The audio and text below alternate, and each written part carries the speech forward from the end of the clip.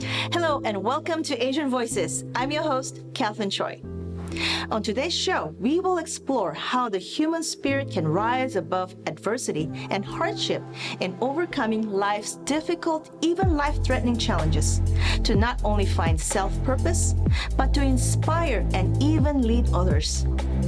We are honored to introduce 3 individuals who share their personal, courageous journeys of searching for self-identity, dignity, and acceptance, whose stories will uplift and inspire us all. That and more coming up next on Asian Voices.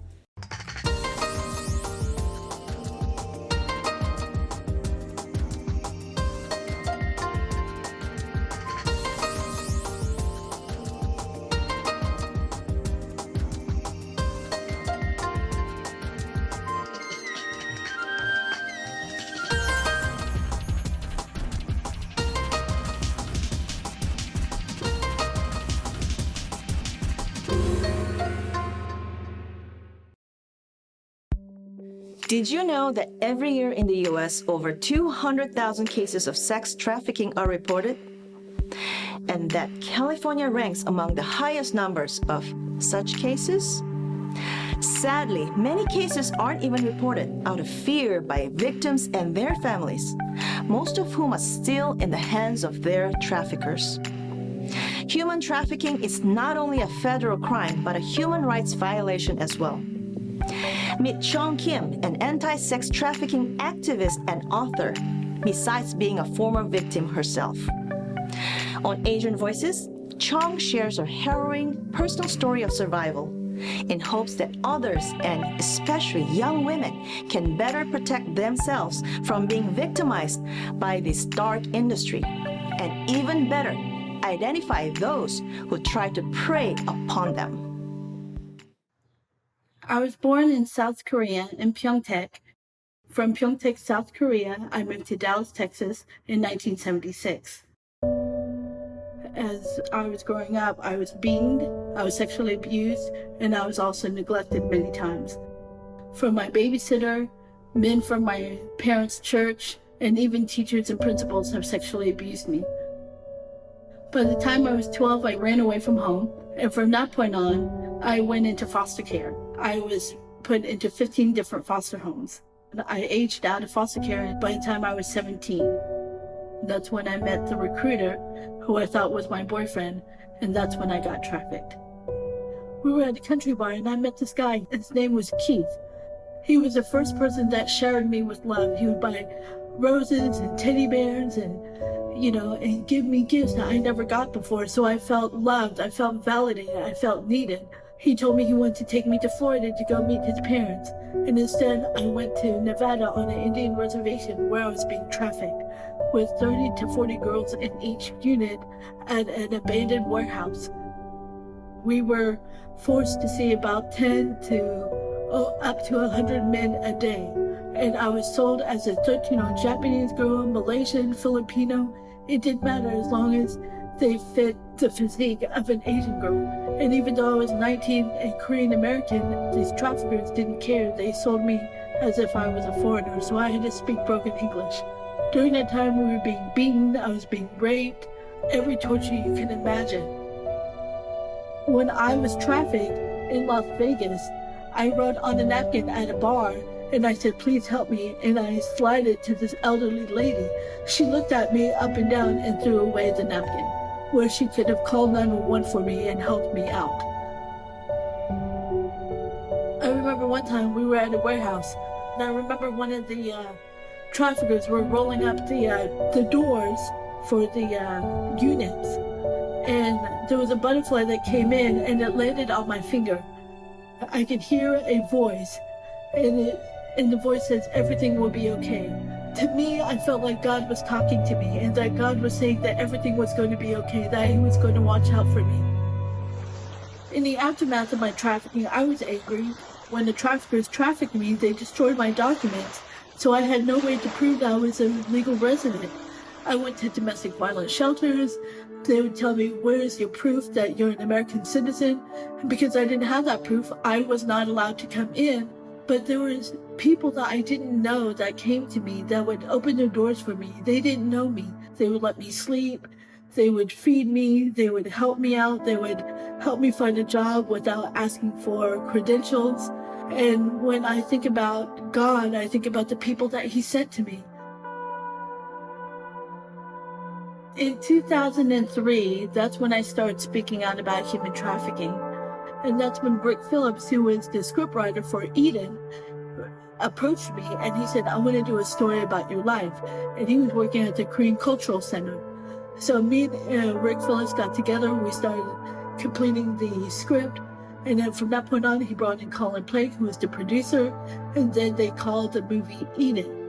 When the movie came out, I was so shocked that there were so many people that were lined up to see me. I would have parents come up to me thanking me and telling me that I could save their daughter, I could help them with their missing child. And it meant a lot to me, and it overwhelmed me at the same time. I started writing my book, Broken Silence, because I wanted to break the silence of the stigma, especially in the Asian American community.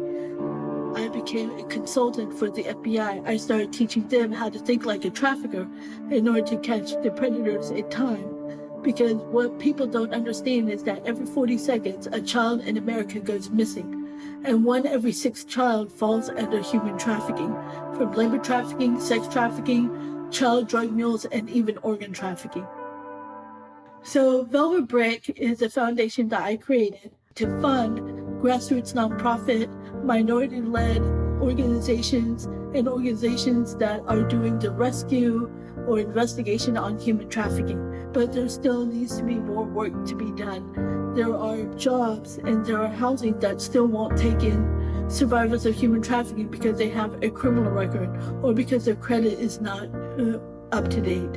And so I'm asking corporations and businesses and housing to please look at these girls as a second chance and allow them to have housing so that way they can work and get a job and not revert back to the lifestyle of sexual exploitation. I am Chong Kim, and this is my voice.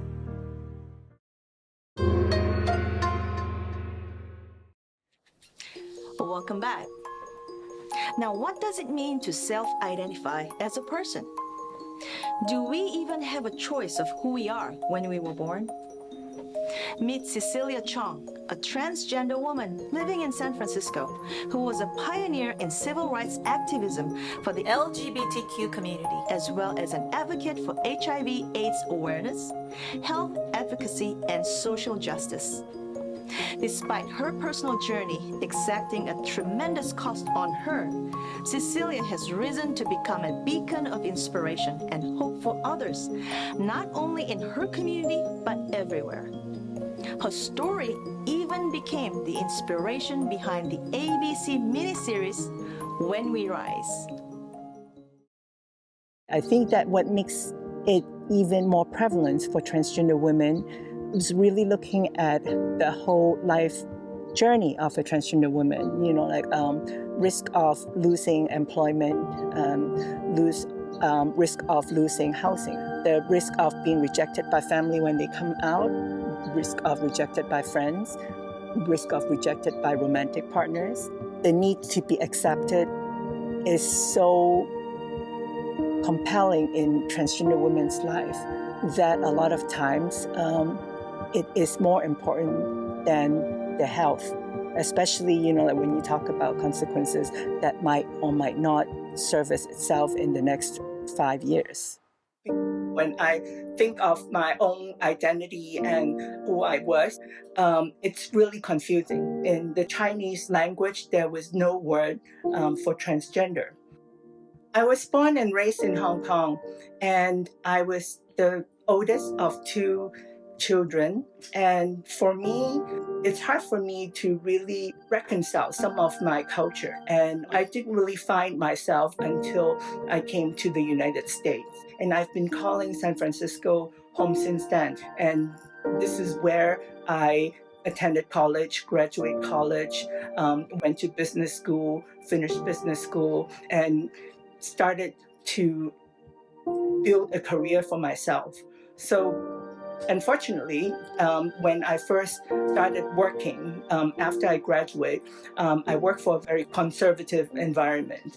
It was in the finance industry. I had to be wearing suits and ties every day, and that's far from how I really see myself.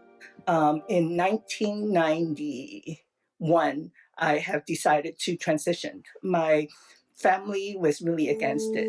They didn't know why I wanted to do that. And I said that that's because, I really wanted to be true to myself. And I've never thought that by being true to myself, that means that I have to lose my job as a court interpreter at the time, as well as a finance consultant.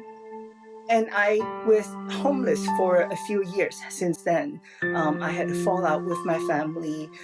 We didn't talk to each other. And so I didn't really have any support. And I was unemployed, marginally housed. And so I was pretty much living from hotels to hotels in the Tenderloin in San Francisco between 1992 and 1995. The way I tried to survive at the time with no jobs was to depend on the street economy. And I have done sex work, and I've also just borrowed money from friends.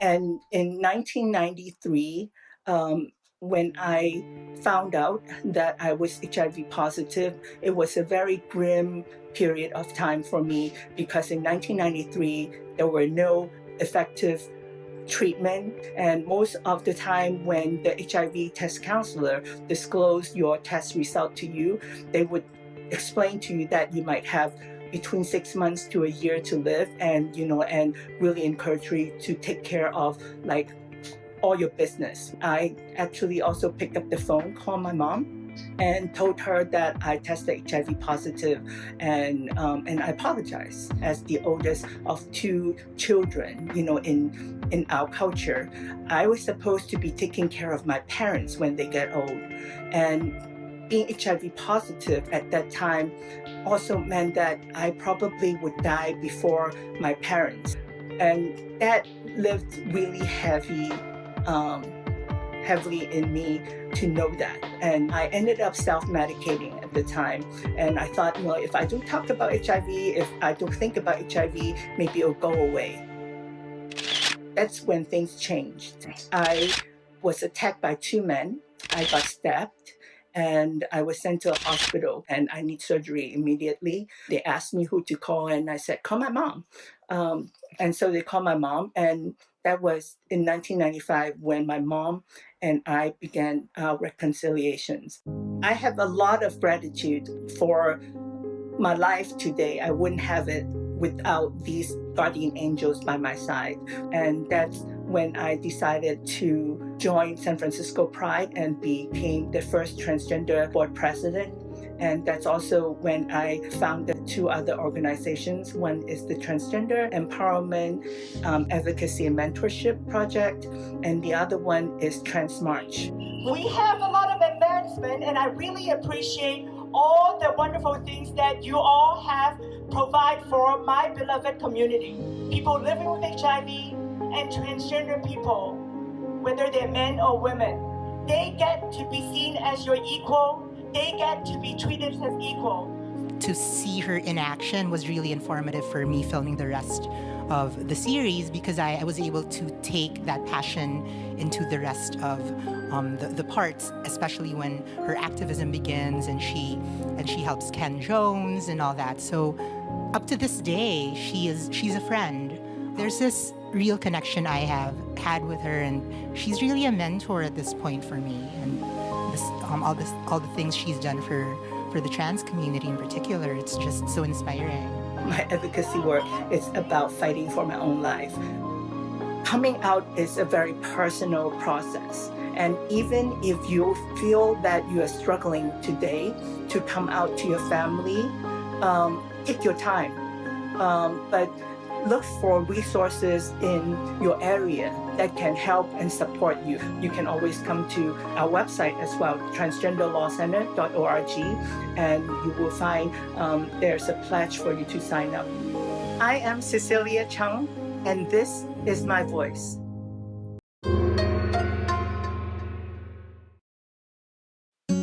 When society quickly discounted Steve Ferreira after he was born with cerebral palsy, believing he would never find success in life, Steve proved everybody wrong. Having a disability does not preclude you from having the life you want. You just have to sometimes work harder at it than anyone else, as Steve knows. Although his muscles do not always do what his mind tells them, it didn't stop this celebrated college athlete turned business entrepreneur from achieving success, while even helping others with disabilities to find theirs. My name is Steve Ferreira. I'm the Executive Director of Beyond Disabilities. I'm trying to create a movement so we can better educate our communities as well as to be better student leaders. It doesn't matter if you're able-bodied or not. What matters most is just being who you really are. I was born in Taipei, Taiwan. My twin sister Emily was born first, and I was born an hour later.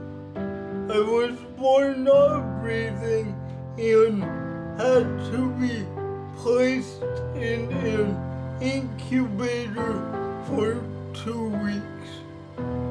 At the age of 3 months old, I was diagnosed with cerebral palsy.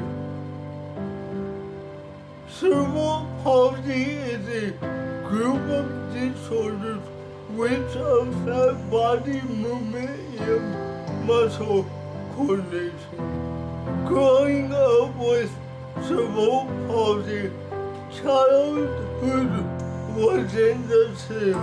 Everything was difficult, including sitting up and crawling. My muscles wouldn't do what my mind wanted to. It was very frustrating. During high school, I was frustrated because of my differences. I received an amazing opportunity to attend a program called Challenge Day. This program inspired me to start my speaking career. I started motivational speaking at the age of 15. After about 7 years, I decided that I wanted to expand what I was doing, and I created the nonprofit Beyond Disabilities. In the beginning, I had to do a lot of outreach to different places. Then people started to hear about me, and speaking engagements started coming to me. There are 2 reasons why I work out. The first is to keep my body physically fit. The other reason is to show the world that I can go beyond my disability and show the world what I can accomplish. People with disabilities are just like other people. They just do things differently. I may have cerebral palsy, but it is just a part of who I am. I am Steve Ferreira, and this is my voice. This program was made possible in part by the California Arts Council, advancing California through the arts and creativity. Team Metro Real Estate, helping families with real estate investments in San Diego since 1990. Contact us today for your free in-home market valuation. Promote your organization or event online today on Asian Pacific Community Connection Business Directory website. Asian Voices was brought to you by Asian Culture and Media Alliance, empowering our Asian and Pacific Islander communities through media arts since 2013. Please support the only television program that creates a voice of real change. Asian Voices. Asian Voices.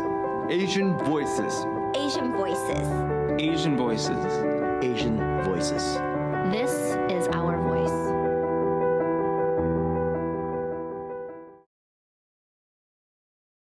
That's all the time we have for today's show. But be sure to check out other Asian Voices stories on our YouTube channel and follow us on Facebook, Instagram, and Twitter. Before I go, I'll leave you with today's music video by an up-and-coming music artist. I'm Kathleen Choi, and I'll see you next time on Asian Voices. Until then, take care, everyone.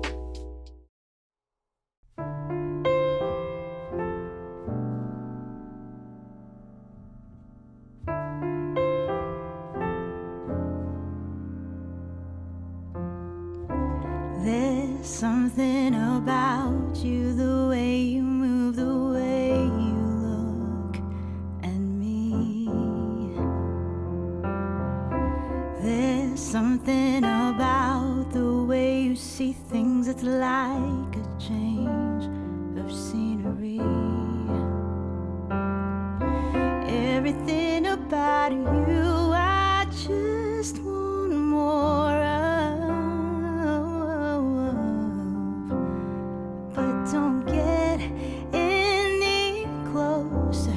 If this will last a little longer, there's a chance I'll find myself saying there's nothing I can do to keep my heart away from you. I can't help it, I can't tell you how to try to get you off my mind. Help me move on and just live my life. I can't help it, I can't tell you how to try. 'Cause whenever you're near, been safe in the shell, and I can't tell if I'm living